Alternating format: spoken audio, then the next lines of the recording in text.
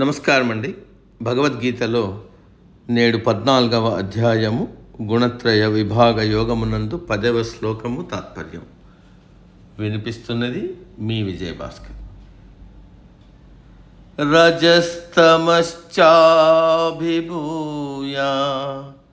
సత్వం భవతి భారత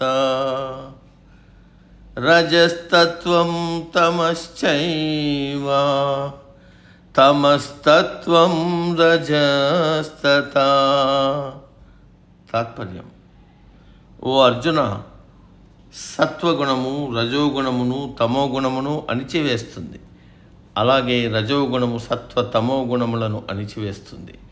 ఆఖరున తమోగుణము సత్వ రజోగుణములను అణిచివేస్తుంది. ఈ ప్రకృతిలో ఉన్న ప్రతి వస్తువులో, అంటే కదలనివి పర్వతాలు, కొండలు, గుట్టలు, రాళ్ళు, కదలకుండా కదిలేవి చెట్లు, మొక్కలు, వృక్షాలు, కదిలేవి 4 కాళ్ళు, 2 కాళ్ళు, అనేక కాళ్ళ జంతువులు, మనుషులు, 3 గుణములు అంటే సత్వ రజస్తమో గుణములు ఉన్నాయి అని తెలుసుకున్నాం. ఉదాహరణకు పర్వతములు, కొండలు, గుట్టలు, రాళ్ళు కదలవు. వీటిలో తమోగుణము 98% ఉంటే రజోగుణం 1%, సత్వగుణం 1% ఉంటుంది. 2వ రకం వృక్షాలు, చెట్లు, మొక్కలు. అవి కదలవు, కానీ నీటిని పీల్చుకుంటాయి, శ్వాసిస్తాయి. వాటి ఆకులు వివిధ గుణాలు కలిగి ఉంటాయి. కొన్ని మొక్కలైతే తన దగ్గరకు వచ్చిన జంతువులను తనలోకి లాక్కుంటాయి.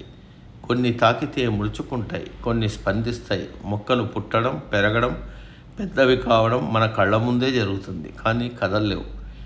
వీటిలో తమోగుణము 50%, రజోగుణము 45%, సత్వగుణం 5% ఉంటుంది.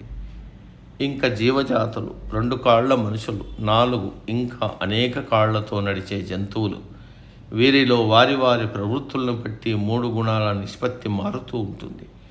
జంతువులలో వాటి స్వభావాన్ని బట్టి గుణాలు ఒకేసారి మారుతాయి. కానీ మానవుడికి వయసు పెరిగే కొద్దీ పరిసరాలకు అనుగుణంగా, కాలానికి అనుగుణంగా వారి వారి గుణాలు మారుతుంటాయి.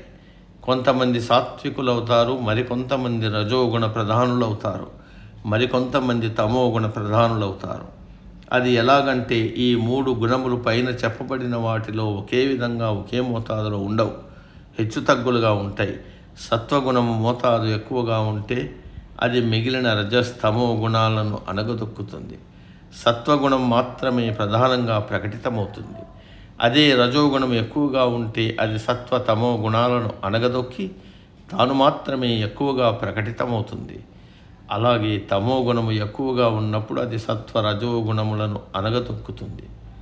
ఈ విధంగా ఒక్కొక్క పదార్థంలో ఒక్కో గుణం ఎక్కువగా ఉంటుంది. కొందరిలో 2 గుణాలు ఎక్కువ, 1 గుణం తక్కువగా ఉంటుంది. ఈ విధంగా ఈ 3 గుణములు వివిధములైన పాళ్లలో బంధనాలను కలుగజేస్తుంటాయి. అంతేకాదు, ప్రతిరోజు ప్రకృతిలో ఈ గుణాలు మారుతుంటాయి. సాధారణంగా మానవుల్లో ఉదయం 4 నుండి 8 వరకు సత్వగుణం ప్రధానంగా ఉంటుంది.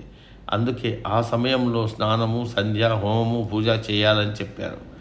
ఎండ ఎక్కే కొద్దీ రజోగుణం ఎక్కువగా ఉంటుంది. అందుకని ఆ సమయంలో ఎవరెవరికి నిర్దేశించబడిన కర్మలు వారు చేయాలి.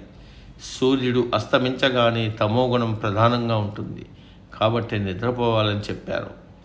కానీ మనం ఏం చేస్తున్నాం?